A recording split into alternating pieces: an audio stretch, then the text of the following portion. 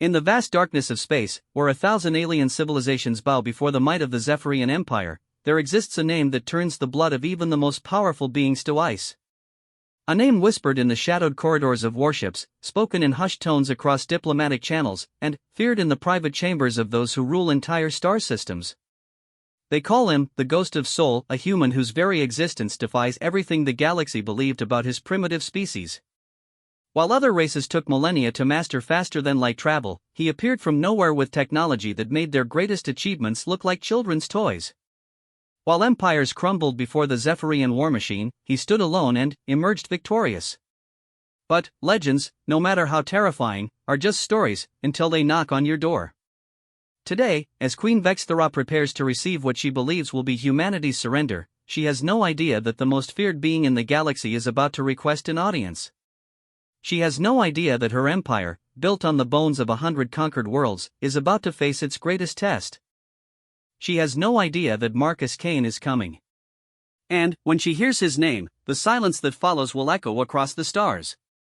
The obsidian throne room of the Zephyrian flagship Dominion's edge stretched out like a cathedral of conquest, its walls adorned with the crystallized weapons of defeated enemies and holographic displays showing the Empire's ever-expanding borders. Queen Vexthera sat upon her throne, carved from the compressed core of a dead star, her forearms gracefully positioned on the armrests while her elongated skull tilted slightly as she reviewed the day's reports. The Zephyrians had ruled the galaxy for over 3,000 years, their silver-scaled bodies and telepathic abilities making them natural overlords. They had crushed the insectoid hive collective, absorbed the technological marvels of the synthetic union, and systematically dismantled every resistance movement that dared challenge their authority. The universe had learned to kneel, and Vexthera had grown comfortable with that reality. "Your Majesty," announced General Kawaityachman, his scarred carapace telling the story of a dozen campaigns, "the human delegation has arrived. They request an immediate audience." Vexthera's mandibles clicked in what passed for amusement among her species. "Humans," she mused, her voice carrying the harmonics that made lesser beings tremble. "Such a young species, and yet they persist in their delusions of importance." "Very well, General. Let us hear their plea for mercy. Perhaps we can make this quick and add Earth to our collection before the cycle ends." The humans had been discovered only 50 years ago, a primitive species that had barely managed to colonize their own solar system. Initial reports suggested they possessed nothing of value beyond their homeworld's modest resources and their apparent talent for warfare among themselves. The Zephyrian Empire had catalogued them as a minor species, scheduled for integration within the next century when more pressing matters were resolved. That assessment had proven incomplete.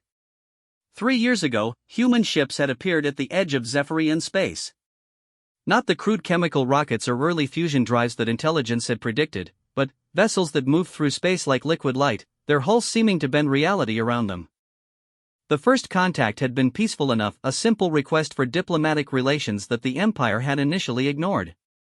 Then, the Blight incident happened. The Zerani Blight, a sentient plague that had consumed 17 worlds in the Outer Rim, had been the Empire's most persistent threat for decades.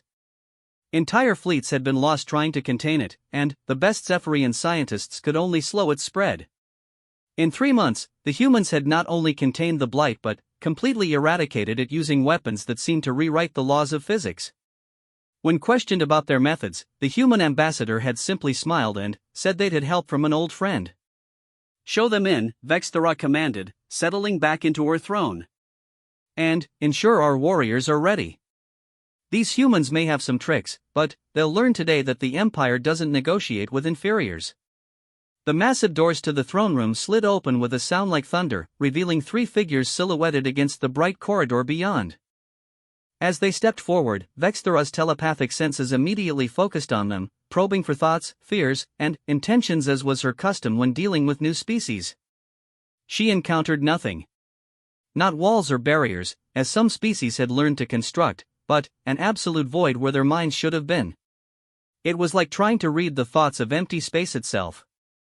Her secondary eyes widened slightly, but she maintained her composure. Some humans, she'd heard, had natural resistance to telepathy. The delegation approached with measured steps. The first was a middle-aged woman with steel-gray hair and the bearing of someone accustomed to command. Her uniform was simple but well-tailored, bearing insignia that Zephyrian intelligence had identified as belonging to something called the Soul Defense Coalition. Behind her walked a younger man whose alert eyes constantly swept the room, cataloging exits and potential threats with the efficiency of a trained operative. But it was the third figure that drew Vexthera's attention. He was unremarkable at first glance, medium height, lean build, brown hair showing early touches of silver at the temples. His clothes were simple civilian attire, and he carried no visible weapons or signs of rank. Yet as he walked, something in the very air around him seemed to whisper of contained storms and sleeping thunder. The Queen's warriors, veterans of countless battles, unconsciously shifted their weight as he passed, their instincts responding to something their rational minds couldn't identify. "Your Majesty," the woman said, performing a respectful but not subservient bow, "I am Admiral Sarah Chen, representing the Soul Defense Coalition." "Thank you for granting us this audience." "Admiral Chen," Vexthera replied, her voice carrying across the vast chamber, "the Empire recognizes your species' recent activities. You have shown certain capabilities that warrant discussion. However, I trust you understand that this meeting is a formality. The galaxy belongs to the Zephyrian Empire, and all species within it must accept their place in our hierarchy." Admiral Chen nodded politely. "We understand your position, Your Majesty. However, recent events have created a situation that requires careful consideration from both our peoples. The threat we face extends beyond territorial disputes or political arrangements." The Queen's mandibles clicked again, this time with genuine curiosity. "Threat? Admiral, your species has been catalogued as Tier 7 on our technological scale. What threat could possibly require the attention of an empire that spans 60,000 worlds? The Devourers have returned." The words fell into the throne room like stones into still water, creating ripples of shocked silence that spread outward from where Admiral Chen stood. Vexthera's four hands gripped her throne's armrests with enough force to crack the compressed star matter, and a collective intake of breath could be heard from her assembled court. The Devourers. Even the name was forbidden in most parts of the galaxy, spoken only in the most ancient texts and the nightmares of species old enough to remember.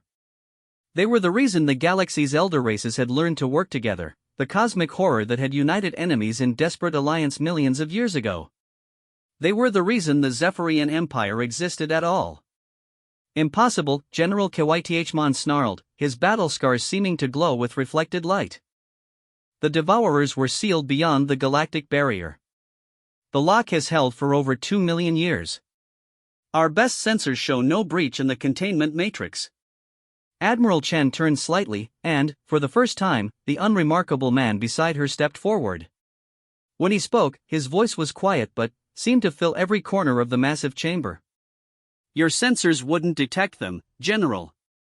The Devourers learned new tricks during their imprisonment.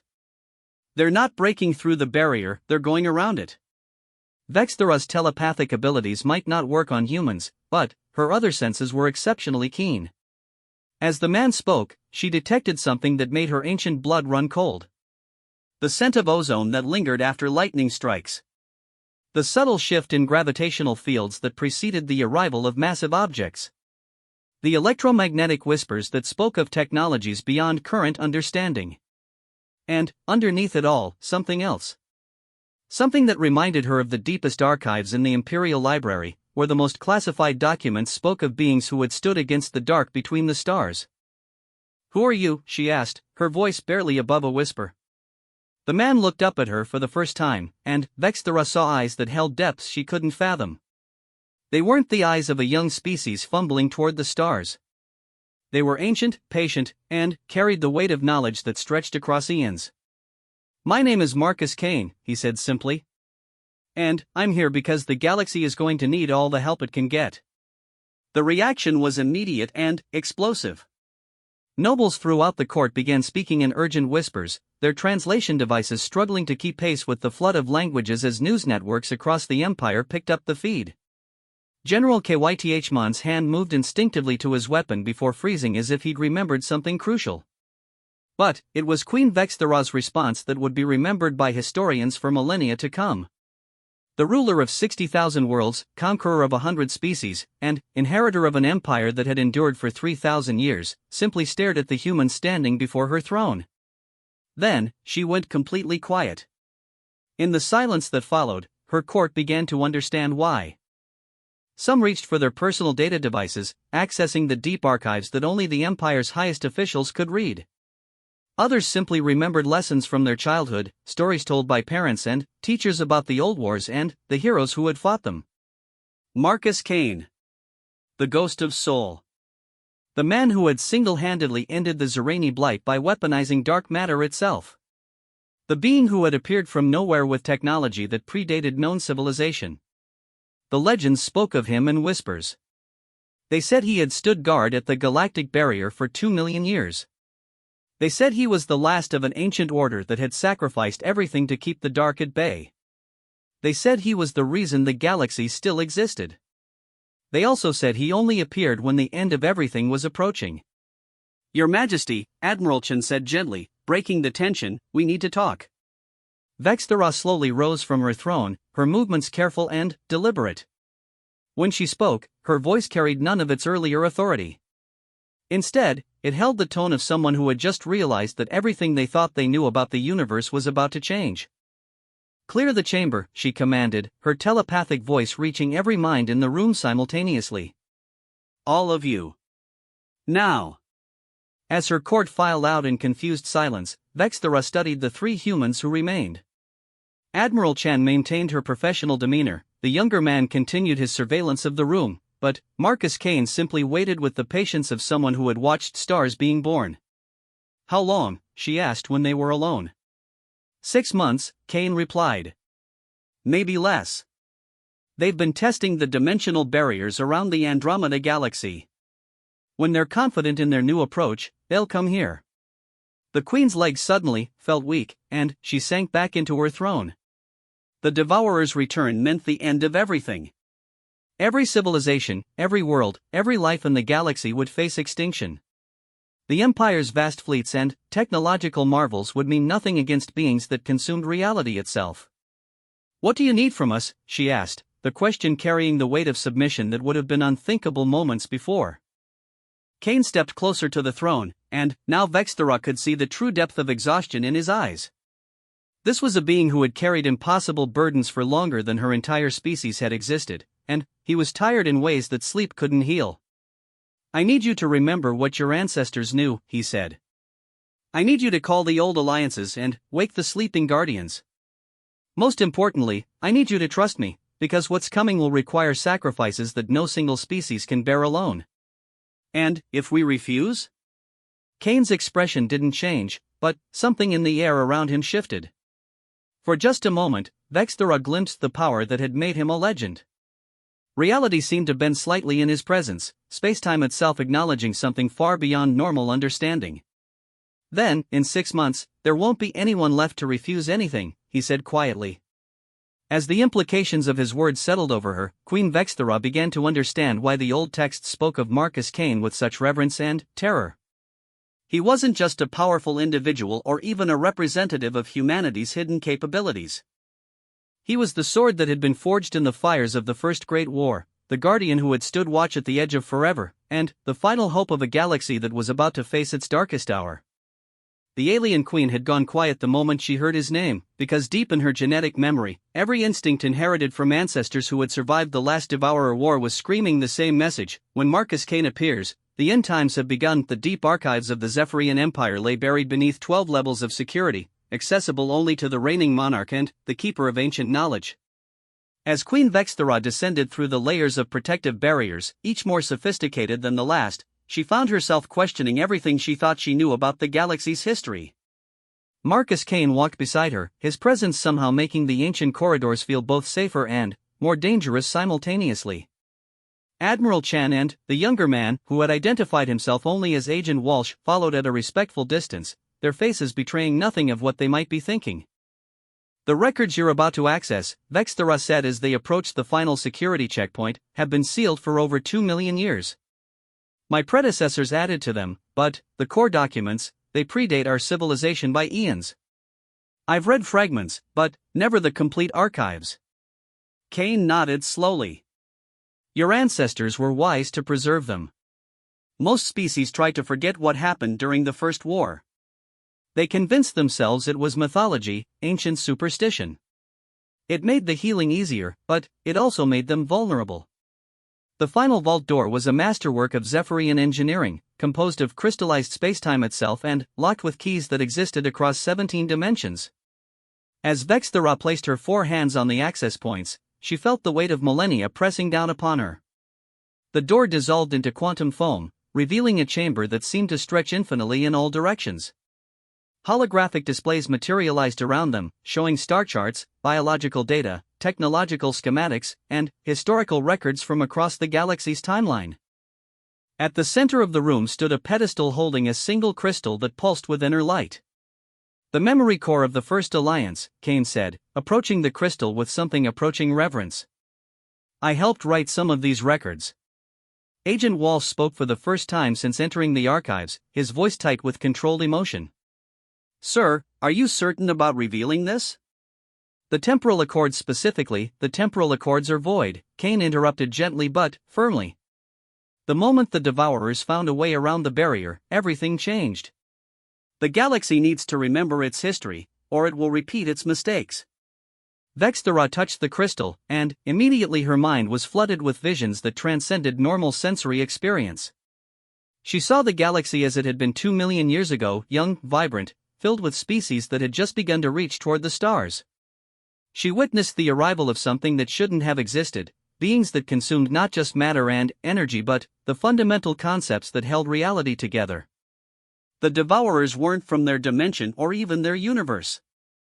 They were parasites from a realm where entropy had won, where existence itself had collapsed into a hungry void that sought to spread its nothingness to healthier realities.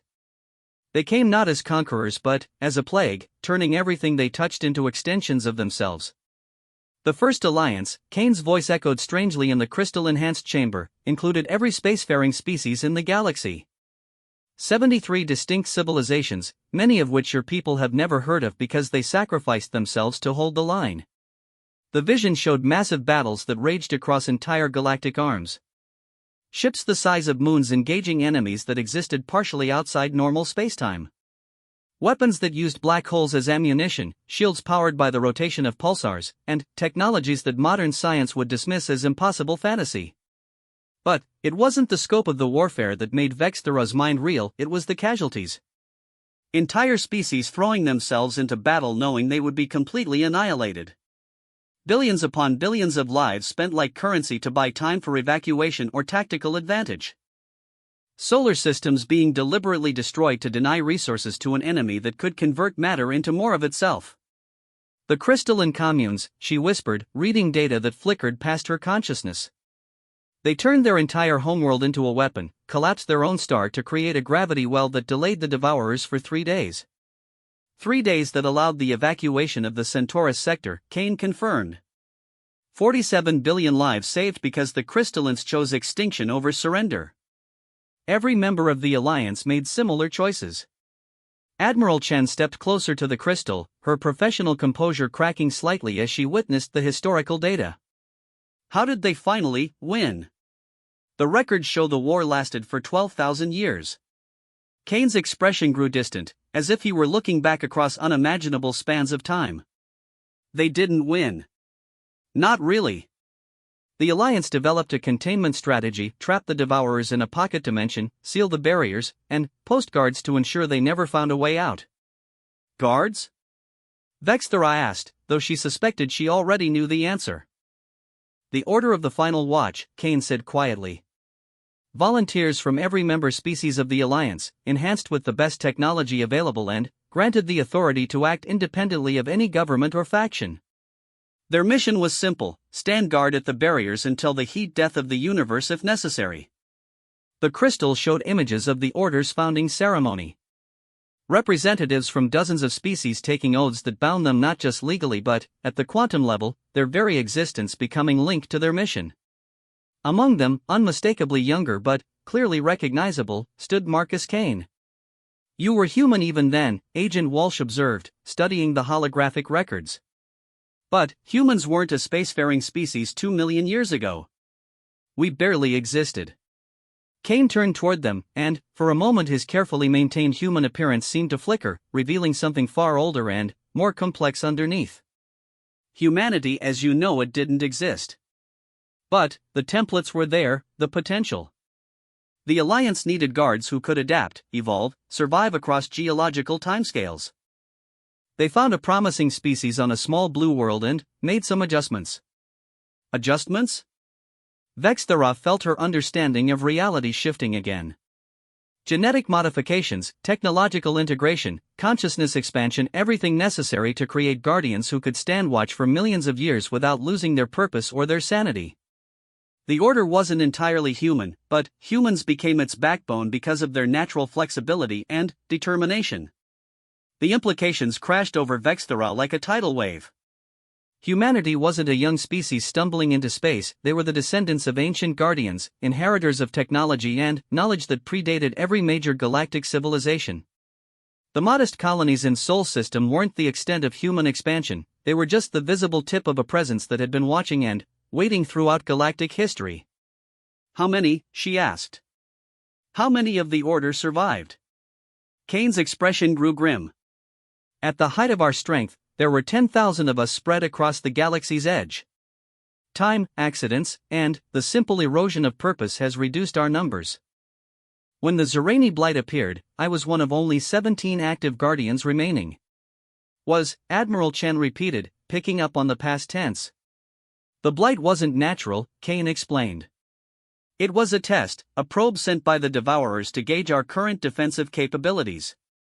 Eliminating it required revealing technologies and techniques that we had kept hidden for 2 million years.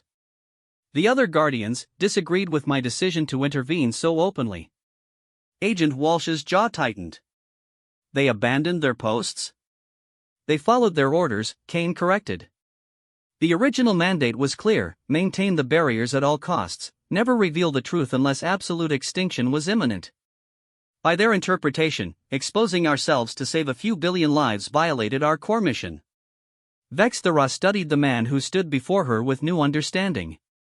He wasn't just a representative of humanity or even a legendary warrior. He was the last guardian of an ancient order, carrying the responsibility for an entire galaxy's survival while being abandoned by the only beings who truly understood his burden. Where are they now? She asked. Gone, Kane said simply.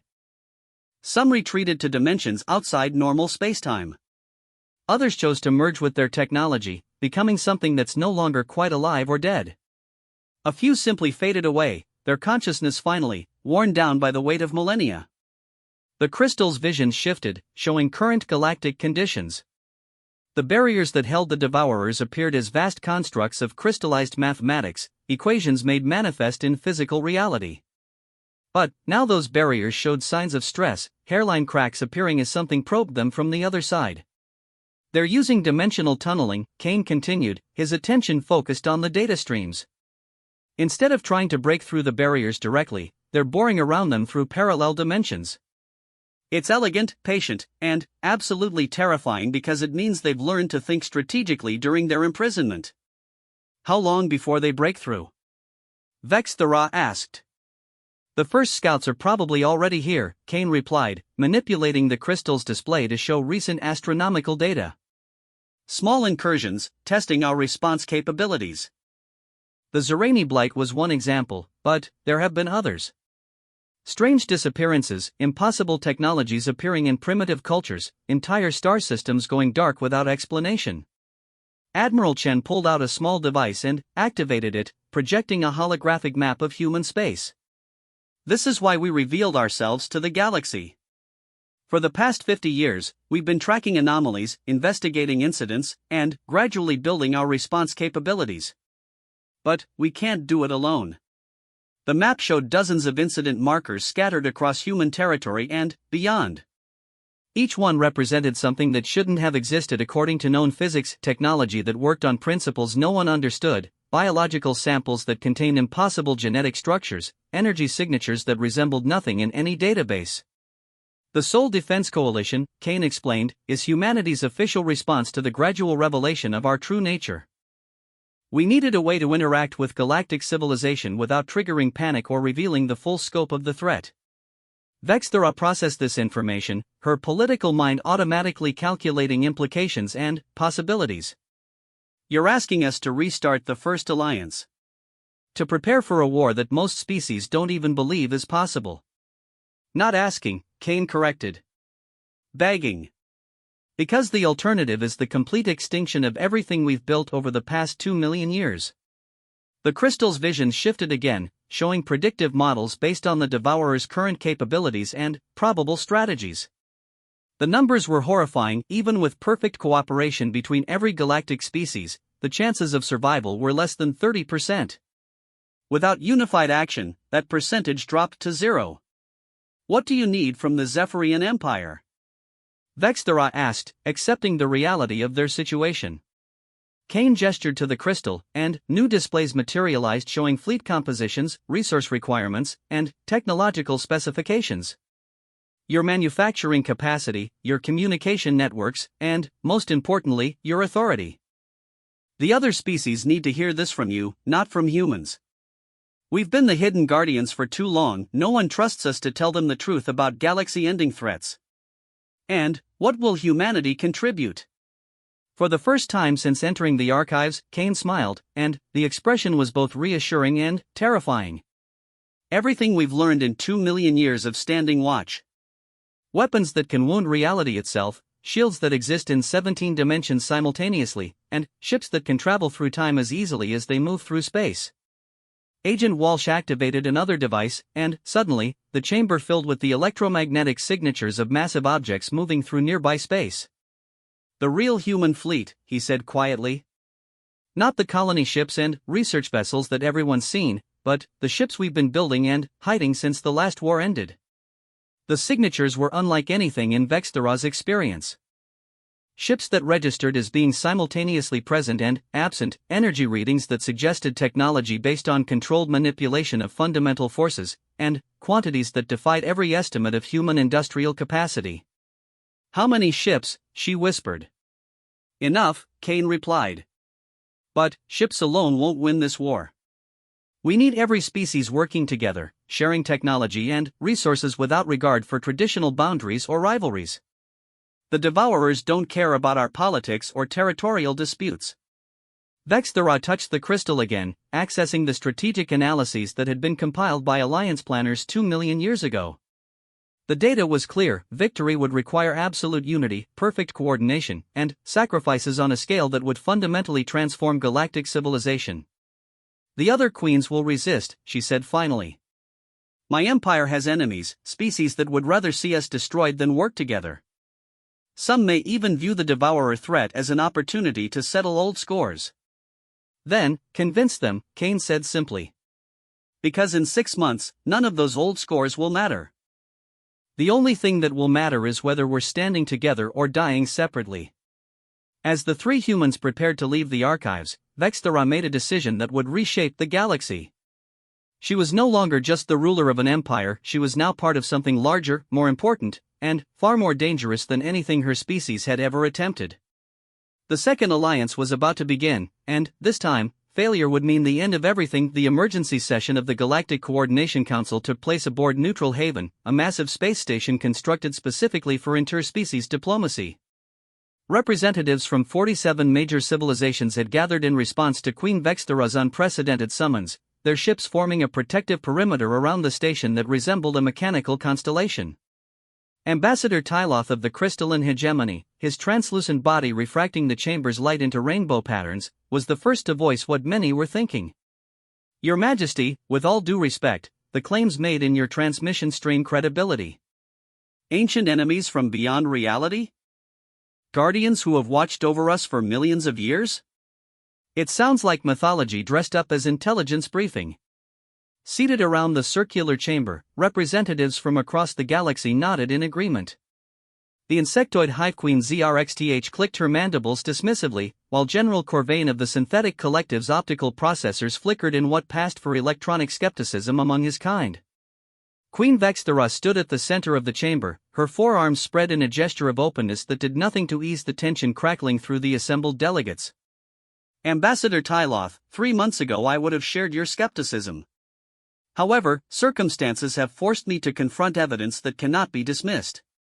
Evidence presented by humans, interrupted Chancellor Vrex of the Tau Cygni Republic, his reptilian features twisted in distaste. A species that appeared from nowhere, demonstrated impossible technology, and now conveniently claims to be our ancient protectors. How remarkably convenient. Marcus Kane, Admiral Chen, and Agent Walsh sat in the human delegation section, deliberately maintaining low profiles while the political theater played out around them.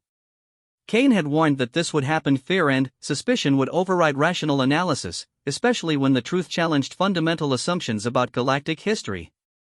Perhaps, suggested the melodic voice of Speaker Vol from the Harmonic Consortium, we could examine this alleged evidence before dismissing or accepting the claims? Vexthera activated the chamber's central display system, filling the space above their heads with holographic projections from the Zephyrian archives.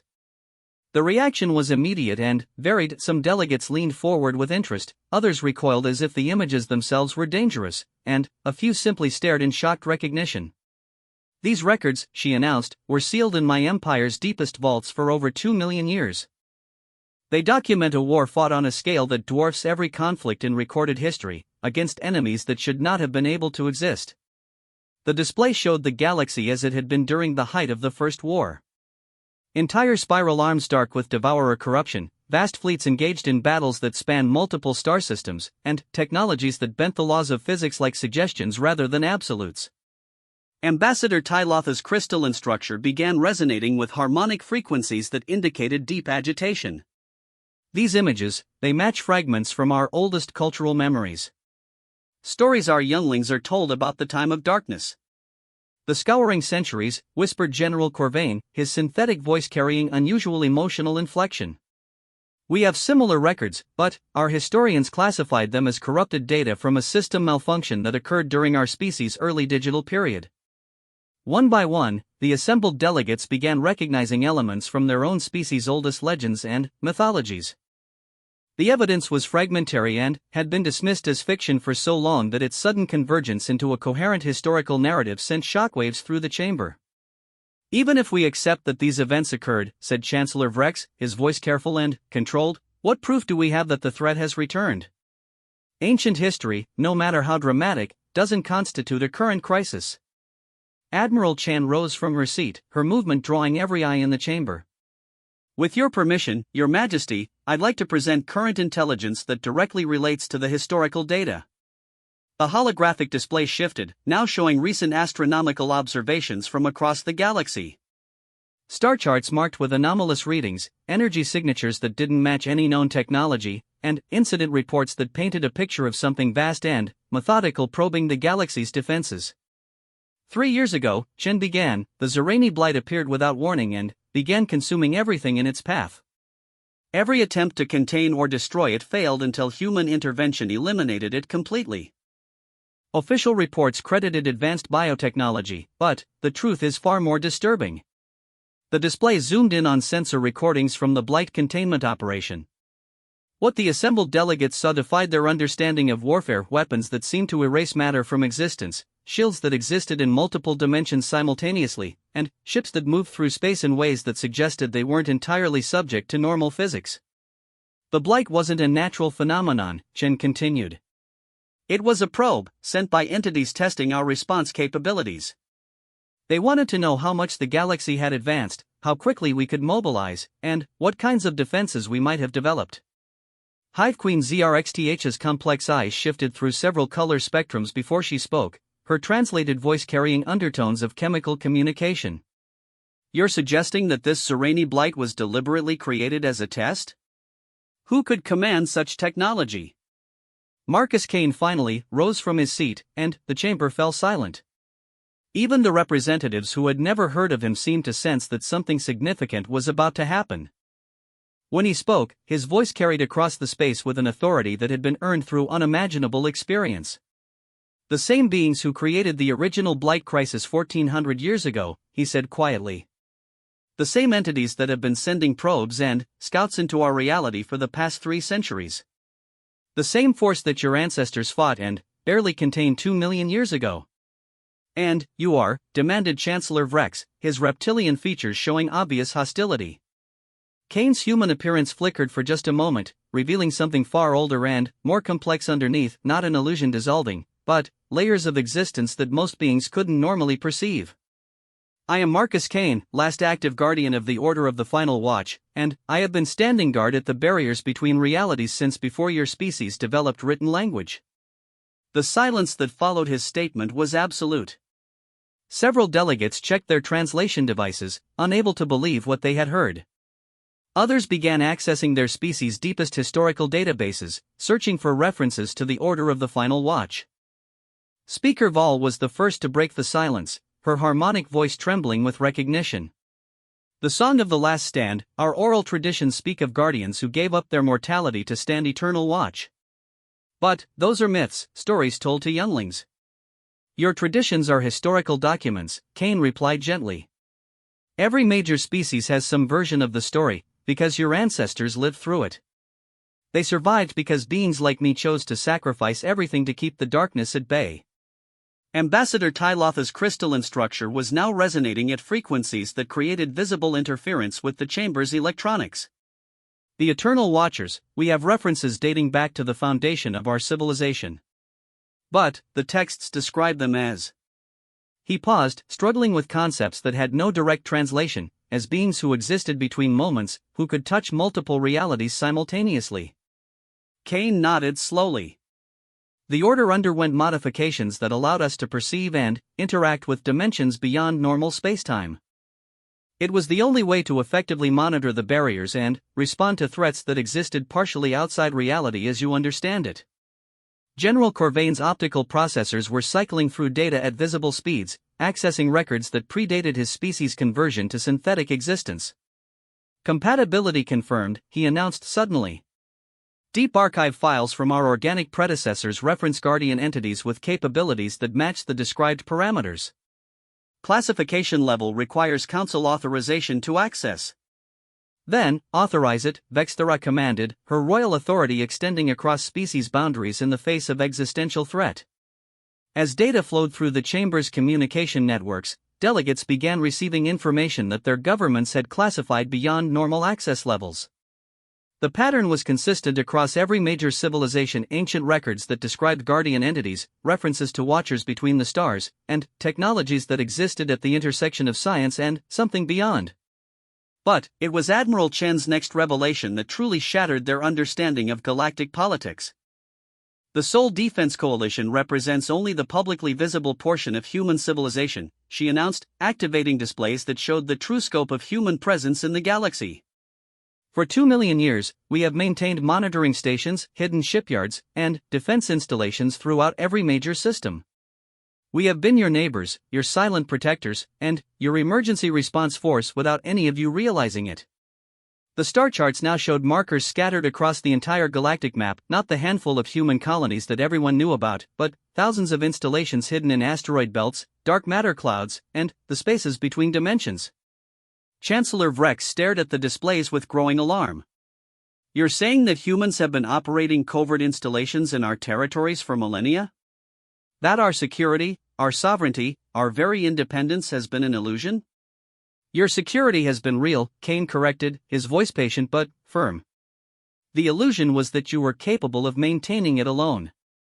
The galaxy is a far more dangerous place than any of your governments want to admit. We've been dealing with threats that would have destroyed your civilizations before they could even identify the danger. The chamber erupted in multiple simultaneous conversations as delegates contacted their homeworlds, requesting verification of the claims being made. The responses that came back only confirmed what the humans were revealing. Every major species had records of unexplained assistance during their darkest hours, mysterious interventions that had prevented catastrophes, and technologies that had appeared at crucial moments without explanation. This is why we've revealed ourselves now, Admiral Chen continued over the growing chaos. The threats we've been handling quietly for millions of years are about to become too large for covert action. The Devourers have found a way around the barriers, and their next assault will target every inhabited system simultaneously. Hive Queen ZRXTH raised one of her primary arms, commanding attention through pheromone release that translated as urgency across species boundaries. Assuming we accept these claims, what specifically do you need from us? Kane manipulated the chamber's display system, showing tactical projections that made every military officer present lean forward with professional interest. complete technological integration, unified command structure, and resource allocation on a scale that transcends traditional boundaries. We need to combine the best of every species' capabilities into weapons and defenses that can operate across multiple dimensional planes. The technical specifications that appeared were staggering: ships that could phase between realities, weapons that drew power from controlled black holes, shields that existed in the spaces between moments. But, most shocking were the production requirements. These numbers, General Corvain stated flatly, represent the entire industrial output of the galaxy for the next 50 years. We have 6 months, Kane replied simply. The implications crashed over the assembled delegates like a wave. Not only were they being asked to accept that their fundamental understanding of galactic history was wrong, but they were being asked to commit their entire civilizations to a war effort that would consume every resource they possessed. Ambassador Tylotha's crystalline structure flickered through several color patterns before settling on one that indicated deep contemplation. "Show us the enemy," he requested. "If we're to commit everything to this fight, we need to understand exactly what we're facing." Kane hesitated for the first time since entering the chamber. "Are you certain? Some knowledge, once gained, cannot be forgotten." "What you're about to see will change how you perceive reality itself." The unanimous agreement of the delegates was immediate and absolute. Whatever the consequences, they needed to know the truth. Kane activated the chamber's most advanced display systems, drawing on records and observations that had been classified at levels beyond normal governmental access. What materialized above their heads was something that shouldn't have been possible to observe, let alone record. The Devourers appeared as areas of non-existence that somehow had shape and purpose. They moved through spacetime like tears in reality itself, consuming not just matter and energy but the fundamental concepts that allowed things to exist. Watching them was like trying to observe nothingness that was actively malevolent, presence that defined itself by absence. Several delegates physically recoiled from the display, their minds struggling to process something that contradicted their basic understanding of existence. Speaker Val's harmonic frequencies became discordant, while General Corvain's optical systems flickered rapidly as he tried to analyze data that didn't conform to any known parameters. "They consume everything," Kane explained, his voice heavy with the weight of personal experience. "Not just physical matter, but concepts, possibilities, and the mathematics that hold reality together. A single devourer can convert an entire solar system into an extension of itself within days." "How many are there?" whispered Chancellor Vrex, his earlier skepticism completely abandoned. "When we sealed them away 2 million years ago, we had confirmed the existence of over 10,000 individual entities. They'd had 2 million years to grow, evolve, and multiply in their prison dimension." The chamber fell silent as the full scope of the threat became clear. This wasn't a conventional war that could be won through superior tactics or technology. This was a battle for the right of existence itself, against enemies that represented the antithesis of everything they understood about reality.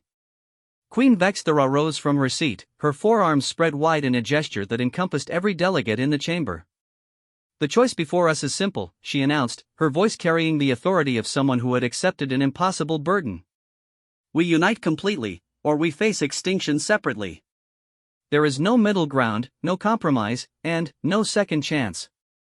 As the session moved toward its inevitable conclusion, the assembled delegates began to understand that they were no longer just representatives of their individual species. They were about to become the founding members of an alliance that would either save the galaxy or die trying. The Second War was about to begin, and, this time, there would be no guardians standing watch in the shadows. Everyone would have to become guardians, or nothing would survive. The Forge worlds of Kepler Station had been transformed beyond recognition in just 4 months.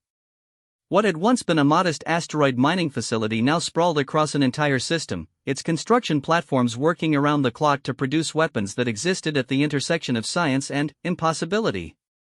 The combined industrial might of 47 civilizations focused on a single purpose had achieved miracles that individual species would have considered fantasy. Marcus Kane stood on the observation deck of the Central Command Station, watching automated fabrication units assemble ships that defied every principle of conventional engineering. Vessels that existed in multiple dimensions simultaneously rolled out of construction bays designed by crystalline architects and powered by synthetic manufacturing matrices. Each ship was unique, its design incorporating the best defensive and offensive technologies that galactic civilization had to offer. The production schedules are ahead of target, reported Admiral Chen, joining him at the viewport. The Zephyrian shipyards have exceeded their quotas by 30%, and the Hive Collective's biotechnology integration is functioning better than our most optimistic projections. Kane nodded without taking his eyes off the construction activity. It's not the ships I'm worried about. It's what we'll have to ask their crews to do with them. Through the transparent aluminum barriers, they could see the testing ranges where prototype weapons were being evaluated. Energy beams that carve through spacetime itself, projectiles that travel through parallel dimensions to bypass conventional shielding, and defensive systems that created localized reality bubbles where different physical laws applied. Each successful test brought them closer to having tools that could hurt the Devourers, but each test also demonstrated how far they were pushing beyond the boundaries of safe technology. The casualty projections from the weapons trials? Chen asked quietly. 30% crew mortality rate during normal operation, Kane replied. 60% for extended combat exposure. The dimensional shielding helps, but operating these weapons changes you at a fundamental level. Some of the volunteers from the early tests. He trailed off, unable to finish the thought. Chen understood. They had both seen the reports from the volunteers who had operated the prototype reality manipulation weapons. Physical changes that made them unable to exist normally in baseline reality. Mental alterations that allowed them to perceive 17 dimensions simultaneously while making normal human interaction impossible. Spiritual transformations that seemed to disconnect them from conventional existence entirely. They knew the risks, she said, though her voice lacked conviction. Knowing and experiencing are different things, Kane observed. But we don't have alternatives.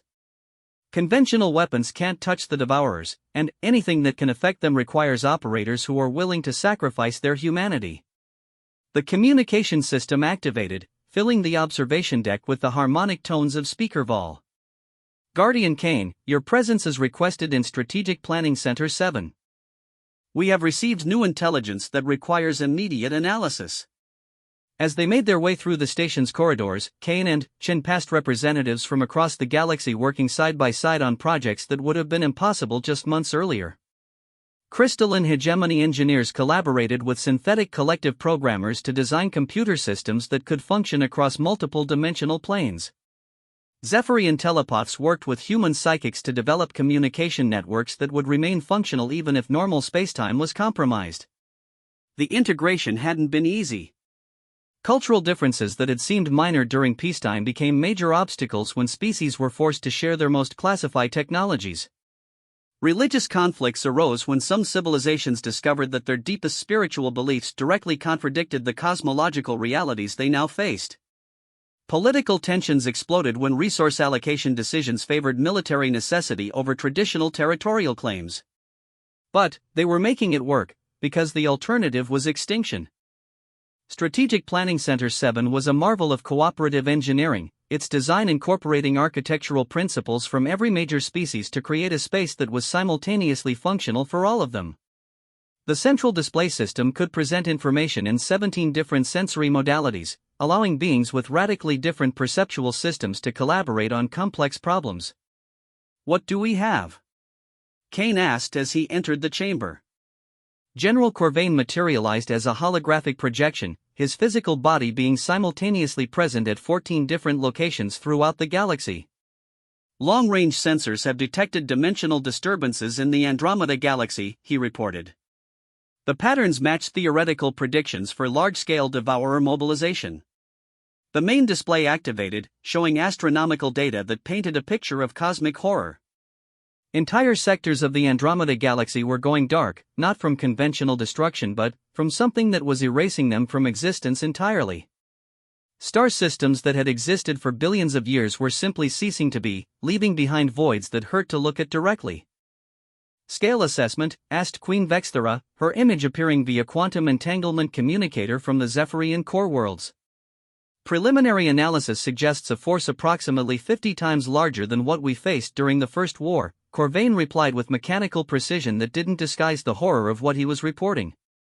The Devourers appear to have developed new capabilities during their imprisonment. Hive Queen ZRXTH's pheromone-translated voice carried undertones of barely controlled panic. Our biological modeling suggests they've learned to reproduce exponentially. Each entity can now create multiple copies of itself using consumed matter and energy. Kane studied the data with the grim focus of someone who had faced these enemies before. The patterns were familiar but amplified beyond what should have been possible. The Devourers weren't just returning to finish what they had started, they were bringing capabilities that made their original assault look like a preliminary skirmish. Estimated time to interdimensional breach, he asked. 6 weeks, came the unanimous response from multiple analysis teams. Possibly less if they continue to accelerate their current expansion pattern. The chamber fell silent as the implications sank in. They had planned for 6 months of preparation time and would be lucky to get half of that. Worse, the enemy they had prepared to face was apparently only a fraction of the force that was actually coming. Options? Vexthera asked, her royal composure cracking slightly under the pressure. Kane activated his personal data interface, pulling up tactical scenarios that he had hoped never to implement. We accelerate everything. Move to emergency production schedules, begin crew training on untested systems, and prepare for combat deployment while the ships are still under construction. The casualties from untested technology? Speaker Vol's harmonic frequencies carried harmonics of deep concern. Will be enormous, Kane admitted. But the casualties from being unprepared when they arrive will be absolute. Admiral Chen stepped forward, accessing her own data systems. I can authorize the release of deep archive technologies. Systems that have been classified beyond normal access levels since the First War ended. The display shifted, showing weapon specifications that made even the current advanced systems look primitive by comparison. Reality anchors that could stabilize local spacetime during combat. Temporal manipulation devices that could accelerate friendly forces while slowing enemies. Consciousness transfer systems that would allow crews to survive the complete destruction of their bodies. General Corvain's optical systems flickered rapidly as he processed the technical data. These specifications require materials that don't exist in normal spacetime. The manufacturing processes would need to be carried out in specially constructed pocket dimensions. We have the capability, Kane replied. The hidden human installations include 17 pocket dimension construction facilities. They've been maintained and upgraded for 2 million years specifically for this purpose. Ambassador Tylotha's crystalline structure resonated with frequencies that indicated deep philosophical conflict. These technologies, they blur the line between what we are fighting for and what we are fighting against. How do we maintain our essential nature while using tools that fundamentally alter existence itself? Kane's expression grew distant, as if he were looking back across eons of experience and difficult choices. We don't maintain it. That's the price of survival against enemies like this. We become something different, something capable of fighting on their level, and we hope that enough of what we were survives to make victory meaningful. The harsh reality of his words settled over the assembled representatives like a funeral shroud. They weren't just preparing for war, they were preparing to sacrifice their fundamental nature as sentient beings in order to preserve the possibility that sentience could continue to exist. The volunteer rates for combat crew positions, Hive Queen ZRXTH reported, her voice carrying chemical signatures of profound sadness, have exceeded capacity by 400%. Every species is providing more candidates than we can train or equip. They understand what's at stake, Vexthera observed. Every civilian population in the galaxy has access to the briefing materials. They know that conventional military service won't be sufficient this time. Kane pulled up personnel files, reviewing the profiles of beings who had volunteered to undergo the modifications necessary to operate reality manipulation technology. Scientists who would sacrifice their ability to exist in normal dimensions in order to operate temporal weapons. Artists whose creativity would be fundamentally altered by consciousness enhancement procedures. Parents who would never again be able to interact with their children after undergoing the psychological changes required to fight beings that existed outside normal reality. The first combat-ready squadrons will be deployed to dimensional barrier monitoring stations within 2 weeks, he announced. The crews understand that they're serving as early warning systems and that their survival isn't the primary objective. Early warning for what? Asked Chancellor Vrex, though his tone suggested he already suspected the answer. Kane manipulated the display to show strategic projections that encompassed the entire galactic disk. The Devourers will establish staging areas before beginning their main assault. Small incursions to test our response capabilities and identify optimal invasion corridors. Our job is to detect these probes, gather intelligence about their current capabilities, and delay their advance long enough for the main fleet to reach combat readiness. Delay with what resources? General Corvain asked. With everything we have, Kane replied simply. Ships, stations, entire star systems if necessary. The mathematics are clear. Every day we can delay their main assault increases our survival probability by approximately 2%. The communication system activated again, this time carrying an emergency priority signal that commanded immediate attention. Queen Vexthera's image flickered as massive quantities of data flowed through the quantum entanglement link. Guardian Kane, she said, her voice tight with barely controlled terror, we're receiving reports from the galactic edge. Long-range sensors have detected something emerging from dimensional barriers in the Perseus arm. The main display shifted to astronomical observations that should not have been possible to record. Space itself was beginning to fray at specific locations, tears in reality that revealed glimpses of something vast and hungry pressing against the boundaries of existence. The scouts had found their way through. How long until they established stable staging areas? Kane asked, his voice betraying none of the fear that Chin could see in his eyes. 12 hours, came the response from multiple sensor networks across the galaxy. Maybe less. Kane closed his eyes for a moment, and, when he opened them again, the last traces of uncertainty had vanished. Then, it begins now. All units to emergency deployment. Authorization Delta 77, full spectrum response, no restrictions on technology or tactics. As alarms began sounding throughout the station, beings who had spent months preparing for theoretical combat suddenly found themselves facing the reality of a war that had just begun. The last time they would be able to retreat, regroup, or reconsider their choices had passed. The second war had started, and, unlike the first war, there would be no guardian standing between the galaxy and extinction. This time, everyone would have to become guardians, or nothing would survive to remember that they had tried. Kane looked out at the ships departing for the dimensional barriers and knew that many of the crews aboard them would not survive to see the war's end. But he also knew that their sacrifice might buy enough time for the impossible to become merely improbable.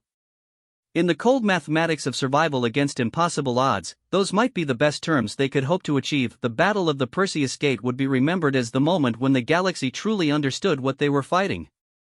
The initial skirmishes had been devastating enough, entire combat squadrons vanishing into dimensional tiers, weapons that simply stopped functioning when they encountered Devourer scouts, and crew members who survived contact with the enemy but returned fundamentally changed in ways that made their own species unable to recognize them. Marcus Kane stood on the Bridge of Eternal Vigil, the flagship of humanity's hidden fleet, watching tactical displays that showed a battlefield spanning 17 dimensions simultaneously. Around him, his bridge crew operated stations that existed partially outside normal spacetime, their consciousness enhanced to perceive threats that conventional awareness couldn't detect. Guardian Kane, reported Lieutenant Commander Yuki Tanaka, her voice carrying harmonics that suggested her vocal cords had been replaced with something that could function in multiple dimensions. The dimensional anchors are holding at 70% efficiency. The Devourers are adapting to our reality stabilization faster than predicted. Kane nodded grimly. Each piece of intelligence they gathered came at the cost of ships, crews, and sometimes entire systems. The enemy's adaptability was beyond anything they had faced during the First War. Where the original Devourers had been forces of pure consumption, these entities showed signs of intelligence, strategy, and, most terrifyingly, creativity. Status on the Allied fleets, he asked. Admiral Chen reports that the Zephyrian battle groups are holding position at the secondary barrier, replied Commander Walsh, his enhanced neural interface allowing him to process communication from across the galaxy simultaneously.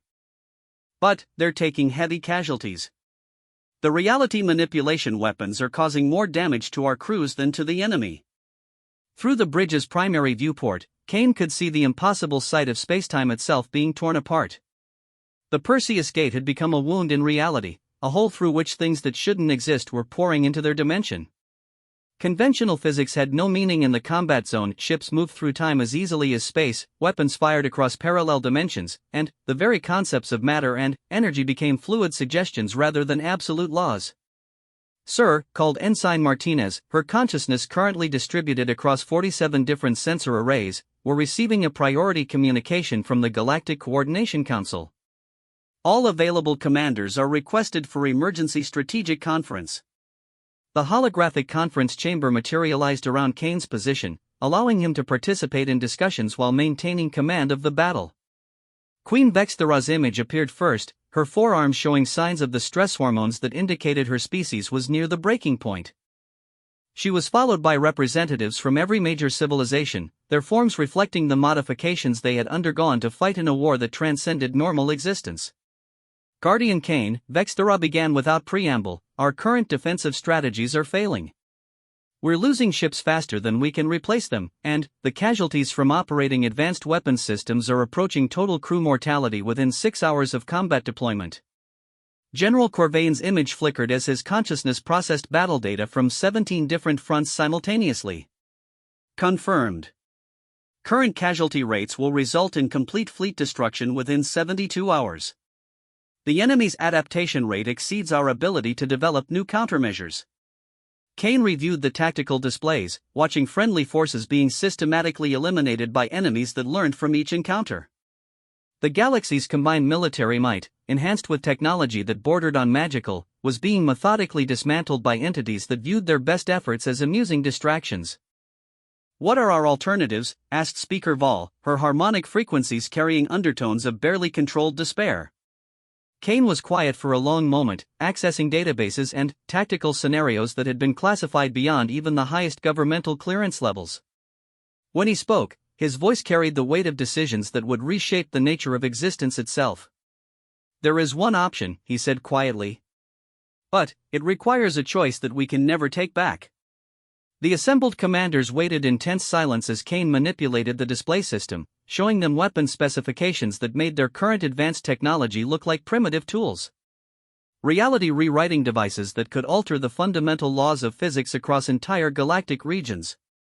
Consciousness integration systems that would merge the minds of entire fleets into unified entities capable of thinking in 17 dimensions simultaneously.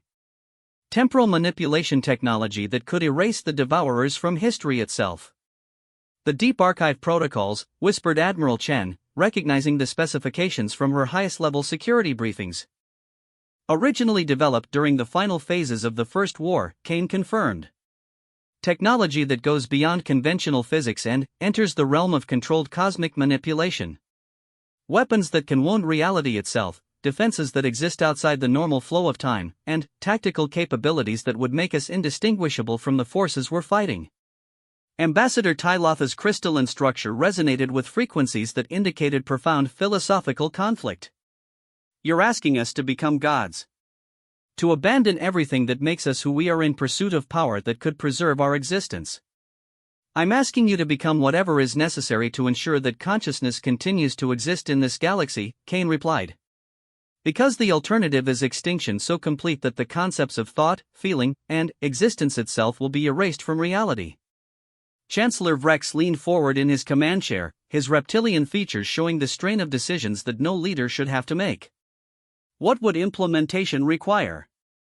Kane pulled up resource calculations that demonstrated the true scope of what they were contemplating. Complete technological integration of every species, voluntary consciousness merger for all combat personnel, and the conversion of approximately 30% of our industrial capacity to technologies that exist outside normal spacetime.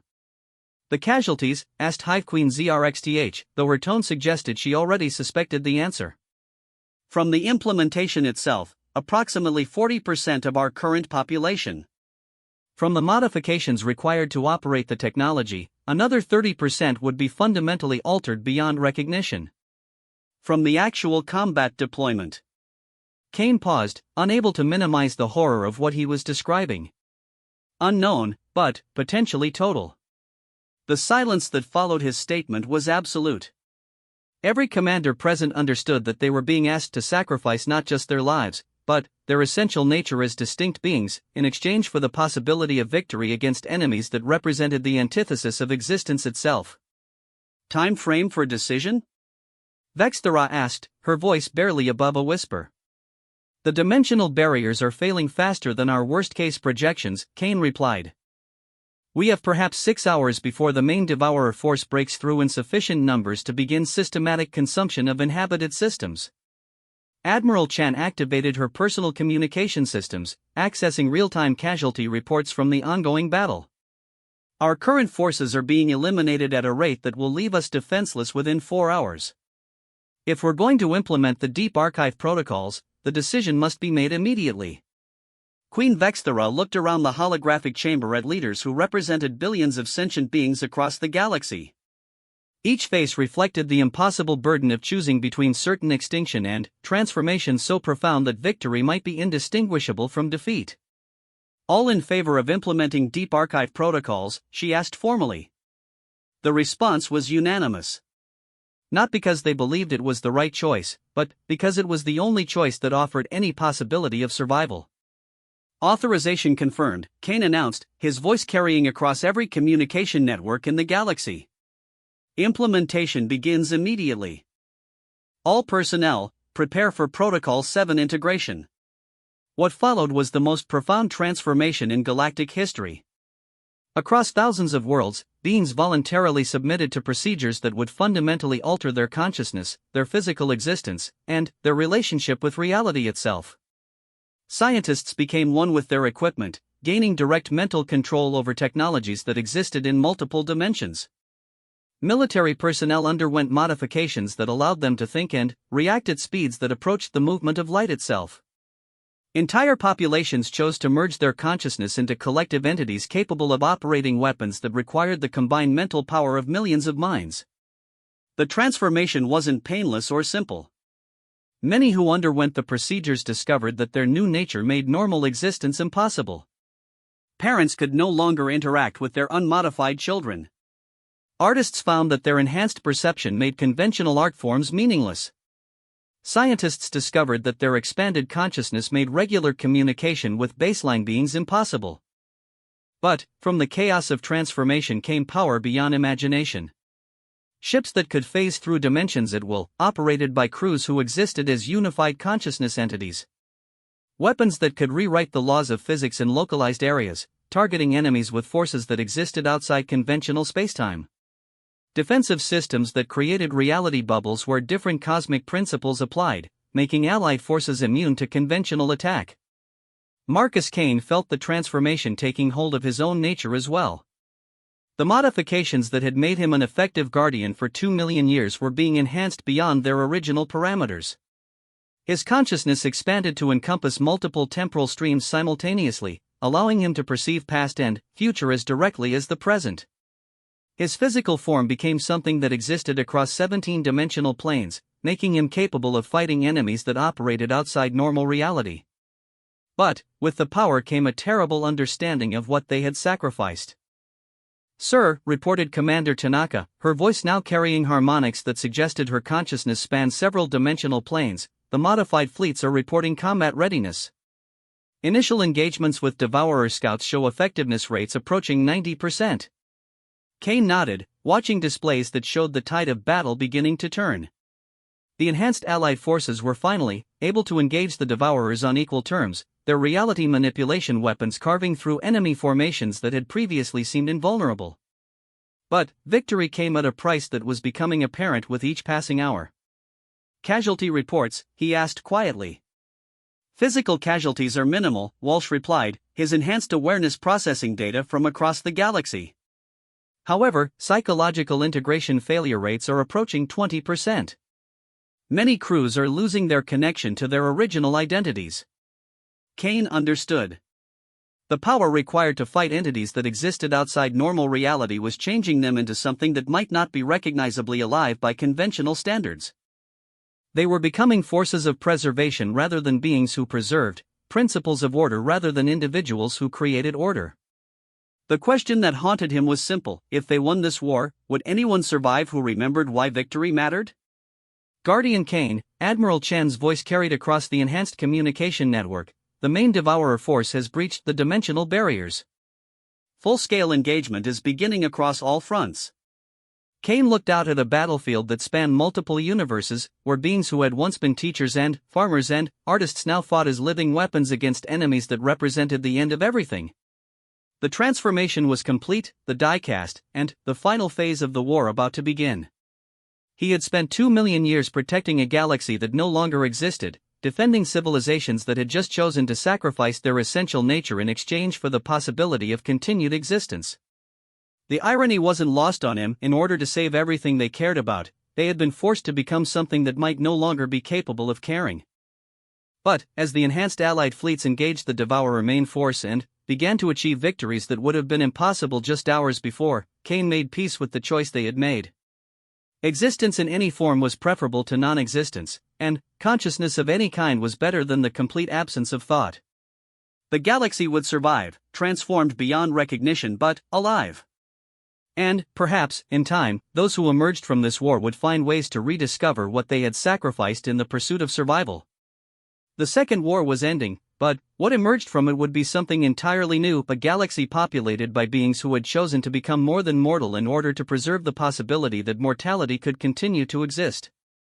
In the end, that might be the most human choice of all, to sacrifice everything, including humanity itself, in order to ensure that the future remained possible.